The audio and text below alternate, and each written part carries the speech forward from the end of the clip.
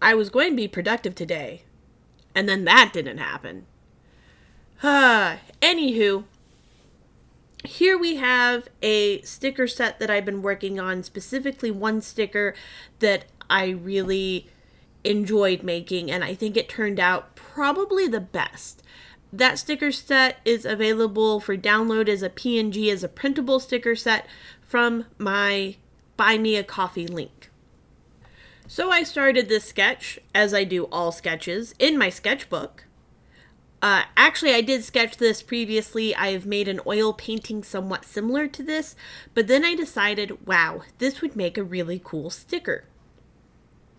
So I began doodling, and I had a pretty solid idea of what I wanted, and it was working. So there's not a lot of going back and forth and drawing and redrawing and trying to get big compositional elements in. It's more drawing and redrawing the smaller compositional elements. For example, her hair goes from being a very circular shape to a bit more pulled out.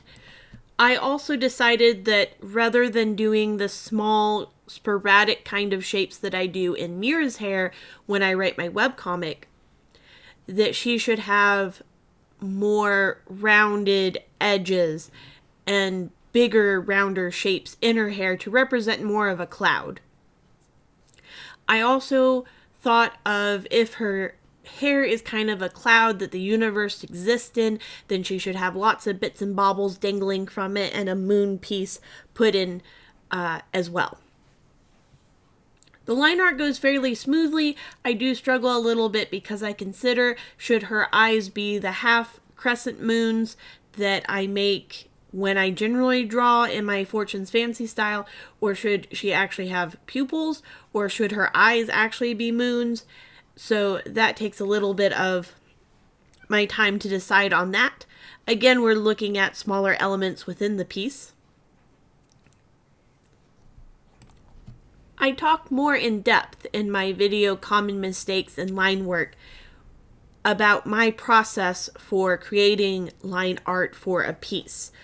Clip Studio Paint has the option for a vector layer to put line art on, and I use that as well as the vector eraser to be able to use longer, broader strokes to create a line and then go back and erase it faster than with a traditional eraser. I also utilize that after I create a shape or a line, that I can use the vector points within the object to adjust it. You can see how I adjust the two circles in the moon and how I adjust the lines for her baubles. I continue adjusting the lines until I'm satisfied with them. Since she has her head turned, some of the lines will go behind her where some will come in front. I then go on to blocking in the colors, and I use some of the colors from an idea that I had earlier that didn't make it into the sticker set. I also have my fill bucket tool set to a setting within Clip Studio that allows me to fill even if all the lines aren't connected, which I find incredibly useful. I consider for a bit what color her eyes would be, considering she has the universe in her hair, and eventually decide on a pale blue, hoping that it would stand out more than if I had gone with the pale white color of the moon. I struggle a little bit with my gradient.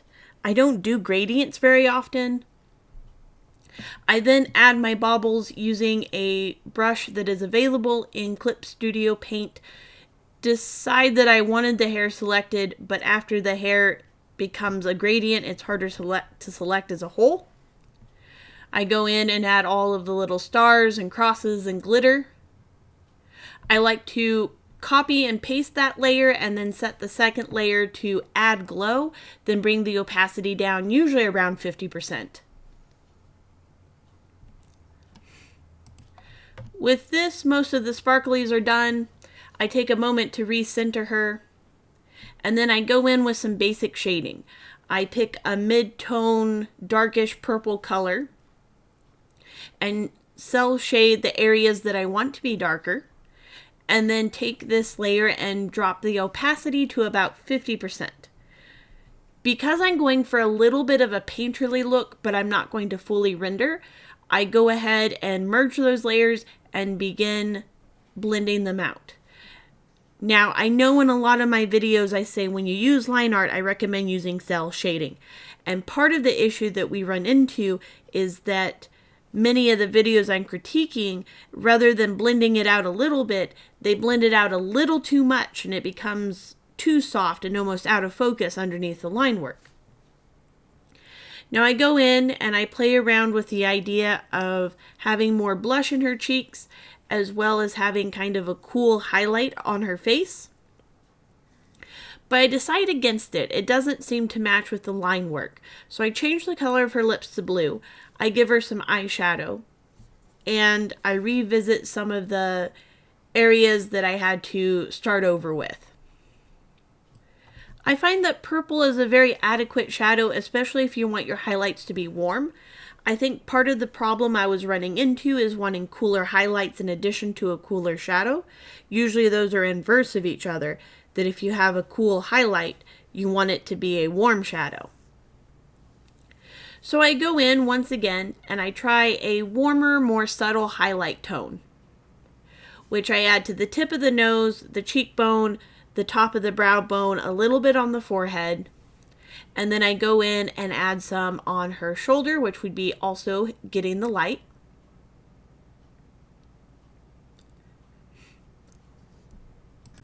Because she has the light baubles hanging down, I go in with a circle to put behind her so that the baubles will show up and do a purple gradient. After that, I do a selection and then an inverse selection to select the figure and the circle, and add a thicker black outline and then a white outline. And that's it. She's ready. If you enjoy watching my process videos, be sure to give a like, a comment, subscribe to the channel. If you wish to purchase this sticker set, it is available both on my Etsy and my Buy Me a Coffee, where you can also help support the channel. I also have links to my webcomic down below, Fortune's Fancy. That's it. Have a good one. Until next time.